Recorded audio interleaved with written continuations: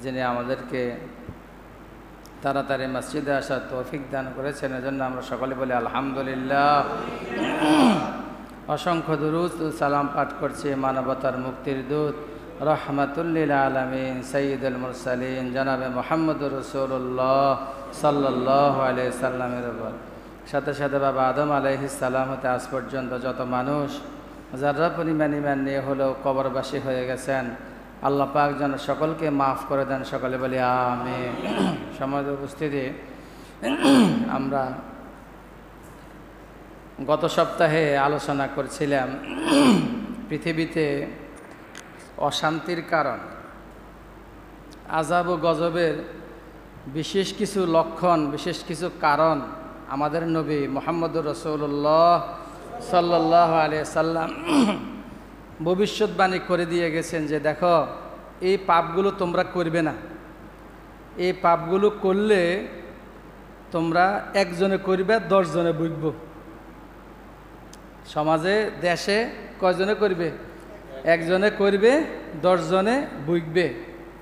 এই ধরনের পাপগুলো তোমরা করবে না, করলে এই পাপগুলোর কারণে আল্লাহর আযাব ও গজব আইয়ে। আর আল্লাহর আযাব গজব আইলে এর মধ্যে ভালো লোকেরাও বাড়ে ফিরে যায়। যখন আপনার বন্যাটা, এই যে আমাদের বন্যাটা আসলো, আপনি কি মনে করেন এই প্রায় 10-12 জেলার লোক সবাই খারাপ? এখানে অনেক আল্লাহর ওলি আছে, আল্লাহর অনেক বন্ধু আছে। আমি খারাপ হইতে পারি, কিন্তু আমার পাশে যে আছে সে আল্লাহর বন্ধু, হয়তো আমি জানি না, আর তার উসিলাই কিন্তু আল্লাহ আমারে খাওয়াইতেছে। হাদিস শরীফের মধ্যে নবীজি বলছেন, যতদিন পর্যন্ত একজন ব্যক্তি পৃথিবীতে বলবে লা ইলাহা ইল্লাল্লাহ মুহাম্মাদুর রাসূলুল্লাহ, একজন ব্যক্তি যদি থাকে, এই পৃথিবীতে কিয়ামত হবে না।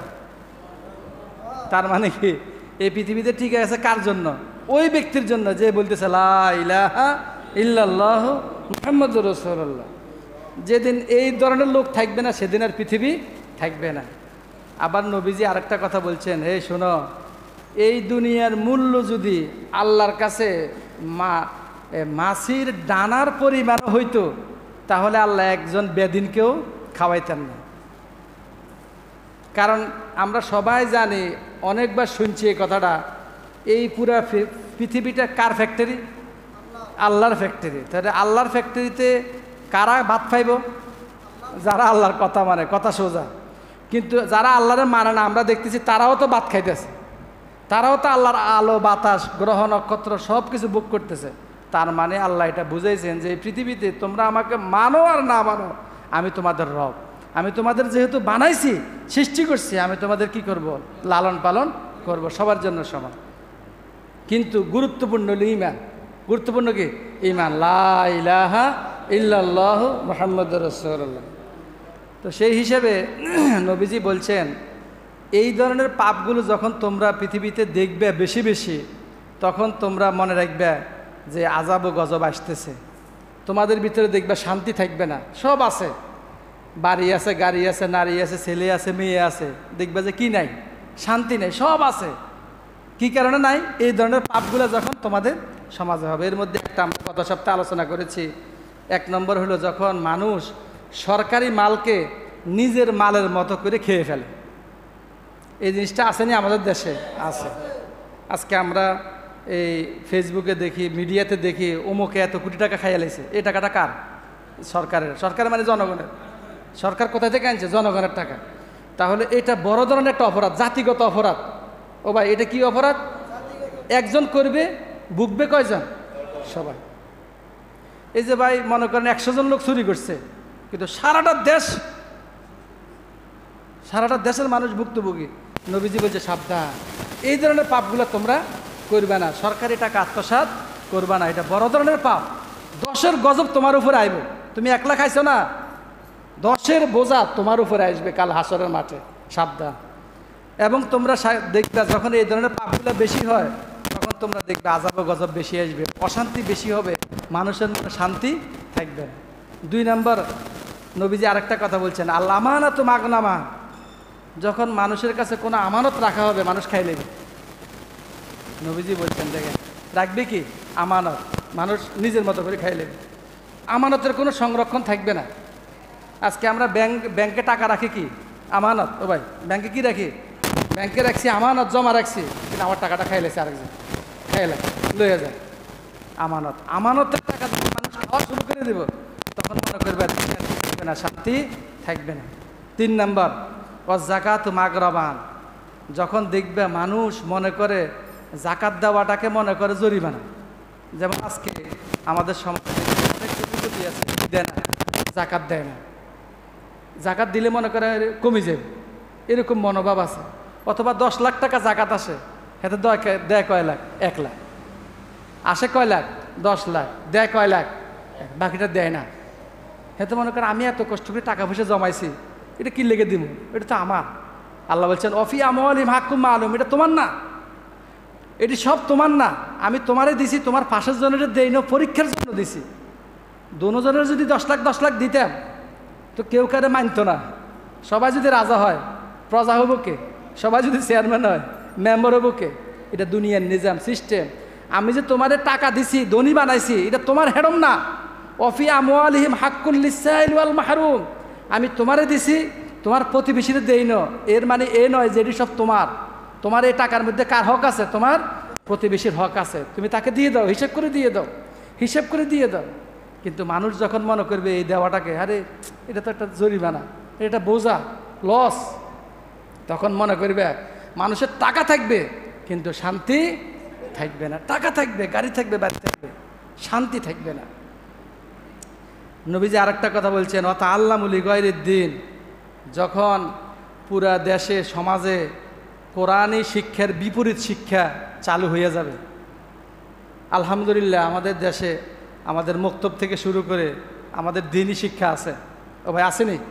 আল্লাহ আল্লাহ রসুলের শিক্ষা আছে। এই শিক্ষাটাকে নস্যাৎ করার জন্য নাস্তিকরা কিন্তু উঠে পড়ে লাগছে। লাইগে আমরা দেখছি আমাদের জাতীয় শিক্ষা ব্যবস্থায় বড় ধরনের একটা পরিবর্তন করে ফেলছে। আল্লাহ আমাদের হেফাজত করুক, সকলে বলে আমিন। এই যখন বেদিনী শিক্ষা বেশি প্রচার হবে, দিনী শিক্ষাকে দাবায় রাখার চেষ্টা করা হবে, তখন মনে করবে দেশে তোমাদের আর শান্তি থাকবে না। এগুলো অশান্তির কারণ। আরেকটা কথা নবীজি বলছেন যে দেখবে যখন সমাজের মধ্যে নারীদের প্রভাব বেশি থাকবে, পুরুষের প্রভাব কম থাকবে, তখন দেখবে আর শান্তি থাকবে না। আমাদের সমাজের মধ্যে পরিবারের মধ্যে কর্তৃত্ব কার? পুরুষের। ও ভাই কর্তৃত্ব কার? পুরুষের। কিন্তু যে সমাজের মধ্যে কর্তৃত্ব দেখবে নারীর হাতে, যে ফ্যামিলির লিডার নারী হয়ে যায়, যে ফ্যামিলির নেতা নেতৃত্ব থাকে নারীর হাতে, দেখবে ওই ফ্যামিলিতে শান্তি থাকবে না। ওই সময় দেখবে তোমাদের মনে আর শান্তি থাকবে না। কারণ নেতৃত্বের অধিকারী আল্লাহ কাকে বানাইছেন? পুরুষকে বানাইছেন। ও আতা আর রজুলু ইমরাতাহ। 6 নম্বরে নবীজি আরেকটা বলতে বলছেন ও আক্কা উম্মাহু আবাহু, যখন দেখবা মানুষ মা বাবার বেশি অবাধ্য, মা বাবার কথা শুনে না, মা বাবার দাম দেয় না, মা বাবারে কথা বললে জারে দিয়ে ফালাই রাখে। আপনি বুড়া হয়ে গেছেন, আপনি কিছু বুঝেন না, মুরব্বী হয়ে গেছেন, চুপ থান, এই কথাগুলো আসেনি আমাদের সমাজে? আছে। যখন দেখবে বেশি মা বাবার অবাধ্য হয়ে যায়, তখন মনে করবে টাকা পয়সা গাড়ি সব আছে কিন্তু শান্তি থাকবে না। শান্তি না থাকাটা আল্লাহর একটা গজব। আল্লাহর একটা কি গজব। ওয়াদনা সদিকহু, দেখবে নিজের আপন ভাই বেড়াদার বাদ দিয়া যখন দেখবে বন্ধু বান্ধবের মূল্য মানুষ বেশি দেয়, তখন মনে করবে সমাজে আর শান্তি থাকবে না। আমাদের সমাজে দেখবেন এরকম আছে অনেক। আমার ভাই, আমি পড়ালেখা করে অনেক বড় হয়েছি, অনেক টাকাওয়ালা হয়েছি, দামি হয়েছি, আমার ভাই কৃষক, গরিব, ক্ষেত। দেখা যায় আমার সম্পর্ক অনেক, আমার এক বড় লোক বন্ধুর সাথে, তখন আমি আমার মা বাবারে, আমার ভাইয়েরে ওই বন্ধুর সাথে পরিচয় দিতে লজ্জা বোধ করি। এই পরিস্থিতিটা যখন তোমাদের সমাজে হবে, তখন মনে করবে তোমাদের আর শান্তি থাকবে না, আল্লাহর আযাব ও গজব তোমাদের মাঝে আসবে। আজকে আমাদের মাঝে কিন্তু অনেকের ক্ষেত্রে আমরা এটা দেখি, নিজের বাবা যদি কৃষক হয়, ছেলে যদি দামি হয়ে যায়, বাবাকে পরিচয় দিতে চায় না। বড় ভাই অনেক কষ্ট করে ছোটো ভাইয়ের লেখাপড়া করে বড় বানাইছে, এখন সে তার বন্ধু মহলে বড় ভাইকে পরিচয় দিতে চায় না। এটি কিয়ামতের আলামত, অশান্তির আলামত, আযাব ও গজবের আলামত। নবীজি বলছেন এগুলো করবা না, এগুলো তুমি একজনে করবা, তোমার একজনের কারণে তোমার পুরো পরিবারের মধ্যে আল্লাহর গজব চলে আসবে, অশান্তি থাকবে। তুমি একজনে করবে, তোমার পরিবারের সবাই অশান্তি থাকবে। এরপরে নবীজি আরেকটা বলতেছেন ওয়াজহারাতিল আসওয়াতু ফিল মাসাজিদ, যখন দেখবে মসজিদ নিয়ে গণ্ডগোল হইব বেশি। আমাদের সমাজে আমরা মাঝে মাঝে শুনি অনেক মসজিদের কমিটিলে মারামারি, অনেক মসজিদের ভিতরে মুসল্লিরা মারামারি লাগি যায়। ও ভাই, মসজিদের ভিতরে মুসল্লি মারামারি লাগা এটা কি ভালো লক্ষণ না খারাপ লক্ষণ? খারাপ লক্ষণ। নবীজি বলছেন সাবধান সাবধান, এই ধরনের পাপ করবা না। এগুলো যেখানে ঘটে সেখানে বাধা দিবা। এ ভাই, এটা নিষেধ, এটা নবীজি স্পেশালভাবে নিষেধ করছেন। এই সমাজের মসজিদে এই দলাদলি হইলে পুরো সমাজ শান্তি থাকবে না অশান্তি থাকবে? অশান্তি থাকবে। এই জন্য মসজিদ নিয়ে দলাদলি, মসজিদের ভিতরে গণ্ডগোল হট্টগোল এটি করা যাবে না। এগুলো অশান্তি, আযাব ও গজবের কারণ। নবীজি 10 নম্বরে আরেকটা বলতেছেন, দেখো যখন দেখবে তোমাদের সমাজের নেতৃত্ব দিবে ফাসেক লোকগুলা, মেম্বার চেয়ারম্যান থেকে শুরু করে গ্রামের মাতবরগুলা হবে জিনাখুর, জুয়ারি, বাবাখুর, গাঁজাখুর। নবীজি ভবিষ্যৎবাণী করে দিয়ে গেছেন 1500 বছর আগে। আজকে আমরা আমাদের সমাজে অনেকগুলো লক্ষণ এগুলো পাইতেছি যে আমাদের দেখেন দরবারি যারা দেখবেন দরবারিগুলো বেনামাজি। ও ভাই আসেনি? মেম্বার কি নামাজি না বেনামাজি? বেনামাজি। চেয়ারম্যান কি নামাজি না বেনামাজি? বেনামাজি। সুদখুর, ঘুষখুর, বিভিন্ন অপরাধের সাথে অপরাধী। যখন এই লোকগুলো দরবার করবে, এগুলো কি দরবার করবে? চোরে চোরের কি বিচার করবে? একজন চোরে আরেকজন চোরের কি বিচার করবে? কথাটা কত জটিল। নবীজি বলছেন ওয়াসাদাতিল কবিলাতু ফাসিকুহুম ফাসিক। যখন দেখবে সমাজের পাপী লোকগুলা বড় বড় পাপের সাথে জড়িত, প্রকাশ্য পাপের সাথে জড়িত, সবাই জানে প্রকাশ্যে এই লোকটা জিনাখোর, সবাই জানে এই লোকটা জুয়ারি, সবাই জানে এই লোকটা সুদখোর, সবাই জানে এই লোকটা বড় মার্ডার অপরাধী, কিন্তু তারপরে হেরে ভয়ে দরবারে ডাক দিব দরবার করার লাই। তখন মনে করবে ওই সমাজে, ওই দেশে, ওই পরিবারে শান্তি থাকবে না। এটা একটা অশান্তির লক্ষণ, আযাব ও গজবের লক্ষণ। নবীজি আরেকটা কথা বলতেছেন, শোনো, আরেকটা লক্ষণ হইল অউক্রিমার রজুলু মাখাফাতা শাররিহি। শোনো, যখন মানুষ একজন আরেকজনকে সালাম দিবে ভয়ে, ভয়ে সালাম দিবে, বসকে সালাম দিবে চাকরি চলে যাওয়ার ভয়ে, মেম্বারকে সালাম দিবে উল্টা মামলা দেওয়ার ভয়ে, দরবারে উল্টা পাল্টা করার ভয়ে, ভয়ে সালাম দিবে। ও ভাই, সালামটা কি ভয়ে না মন থেকে? সালামটা হলো আসসালামু আলাইকুম, আল্লাহ আপনার উপরে দয়া করুক, মন থেকে। নবীজি বলছেন 1500 বছর আগে, যখন দেখবে সালামটা একজন আরেকজনকে ভয়ে দিবে, সালাম না দিলে না জানে কি ক্ষতি করে ফেলে। আসেনি আমগো সমাজে চিত্র আছে, বসের সালাম না দিলে বসে কোন জায়গাতে জানি, আমি মনে করেন আমার হেড স্যার, আমি সহকারী শিক্ষক, বসের সালাম দেওয়ার লাগবে, না দিলে বস বেরাজ হয়ে যাব, না জানি বসে কোন দিক দিয়ে কোন ভুল ধরি কিতা জানি করে এলো। এরকম প্রত্যেক অফিস আদালতে, প্রত্যেক সেক্টরে, গ্রামের মাতাব্বরের আসসালামু আলাইকুম বলছে। এই ধরনের সিচুয়েশন যখন আসবে মনে করবা তখন আর সমাজে কি থাকবে না? শান্তি থাকবে না, আল্লাহর আযাব ও গজব আসবে। ভয়ে মানুষ সালাম দেবে। কিসে সালাম দেবে? ভয়ে মানুষ সালাম দেবে। অথচ সালামের নিয়ম কি? বড় ছোট, ছোট বড়, বাসা ভেদাভেদ নাই, ধনী গরিব, গরিব ধনী, হুজুর শিক্ষক, ছাত্র শিক্ষক, ভেদাভেদ।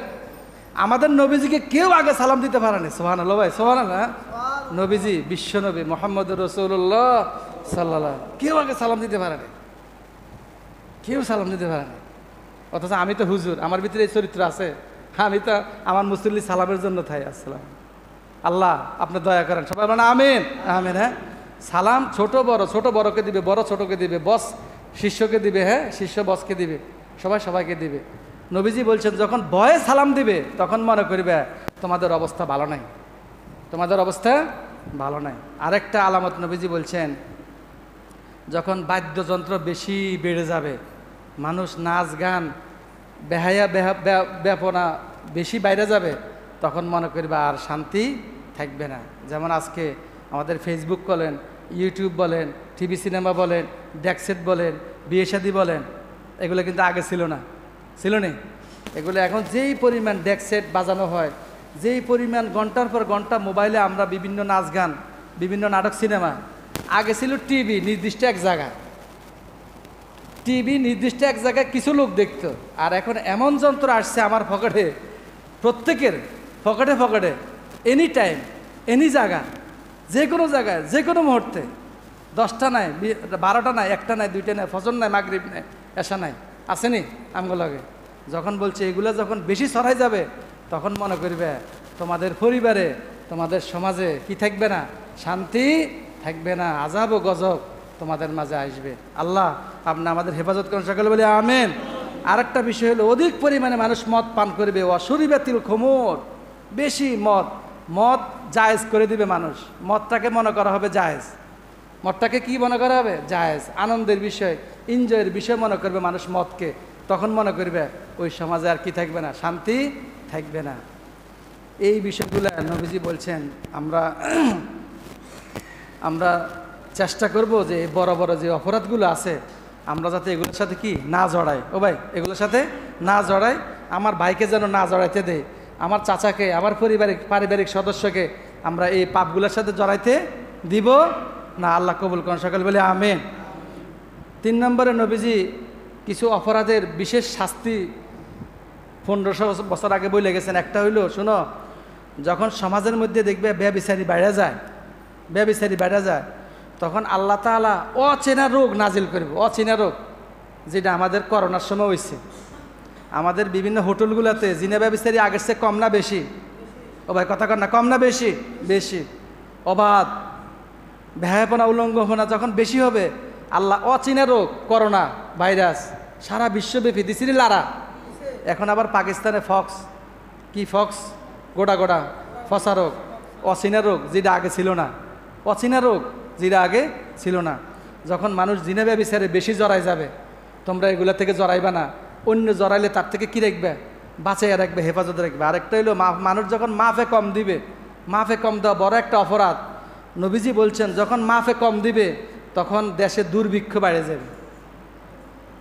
মাফে কম দেওয়ার অপরাধটা কি, দেশে কি বেড়ে যাবে, দুর্ভিক্ষ বেড়ে যাবে।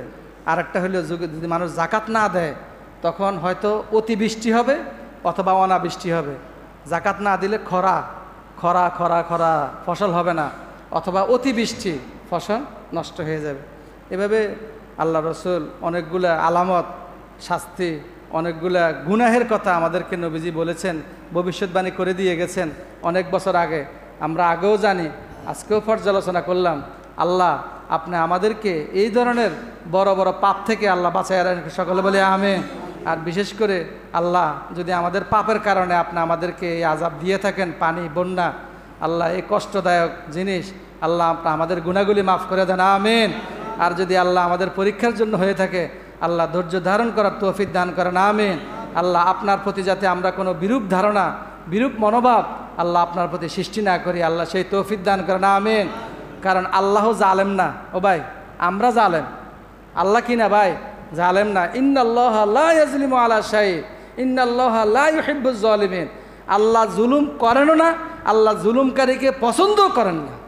ও ভাই, কি আল্লাহ জুলুম করেন না, জুলুমকারীকে পছন্দ করেন না। তো সেই হিসাবে আযাব গজব আসছে, এটা কি আল্লাহর কারণে না আমাদের কারণে? ও ভাই, আমাদের কারণে। আল্লাহ আপনি আমাদেরকে কি করে দেন, মাফ করে দেন। বেশি বেশি আল্লাহর কাছে মাফ চাইতে হবে, আস্তাগফিরুল্লাহ। আল্লাহ রাত দিন 24 ঘন্টা অনেক গুনাহ করি, মাথা তালু থেকে পায়ের নিচ পর্যন্ত গুনাহ।